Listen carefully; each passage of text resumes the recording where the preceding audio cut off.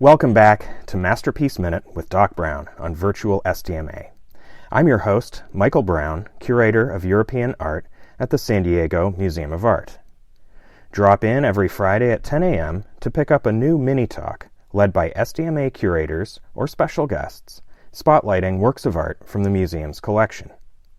Today's discussion centers around two remarkable women, the Venezuelan-American artist Marisol and her subject, Matoaka of Virginia, the Native American woman better known as Pocahontas.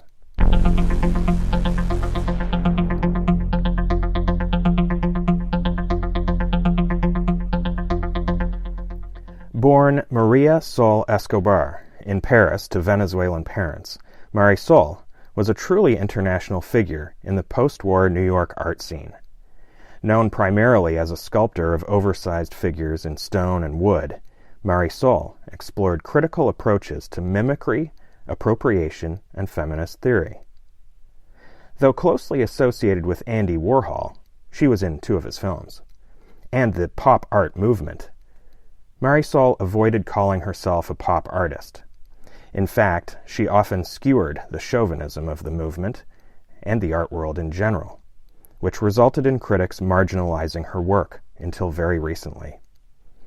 Produced in the bicentennial year of 1976, Marisol's color lithograph presents an apt alter ego. Marisol appropriated the only surviving lifetime image of Matoaka, a print made by Simone de Passe, made in England during her visit to the royal court in London in 1616. An impression of this engraving is also in our collection, which you can find on the SDMA website under accession number 1990.76. While the exact cause is not known, whether tuberculosis, poisoning, or the epidemic known locally as the Bloody Flux, Matoaka died suddenly in England before she could return to Virginia, leaving behind a young son. Marisol lost her own mother to suicide at age 11, choosing to cease speaking altogether for many years, often moving about penitentially on her bare knees. Marisol has made several important changes to the original by de Passe. Matoaka's baptism and marriage to tobacco entrepreneur John Rolfe is mentioned in the inscription, and she is depicted as a woman of color, holding a plumed pen signifying her literacy. The marriage appears to have been strategic, in part at least, as it brought a brief period of peace to Matoaka's people.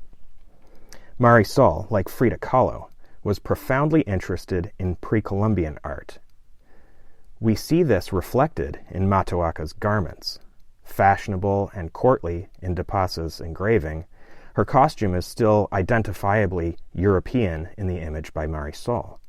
Ingeniously, she has rendered the collar, lapels, and some surrounding areas in imitation of plumeria, the indigenous Mesoamerican featherwork technique that was reserved for ritual garments until the Spanish conquistadors brought examples back to Europe. Plumeria became highly sought after as a luxury commodity. The parallel with John Rolfe's importation of the sacred cured tobacco leaf to England was clearly not lost on Marisol. Thanks for listening. This has been Doc Brown with Masterpiece Minute. Thanks again for joining us here on Virtual SDMA. See you next Friday.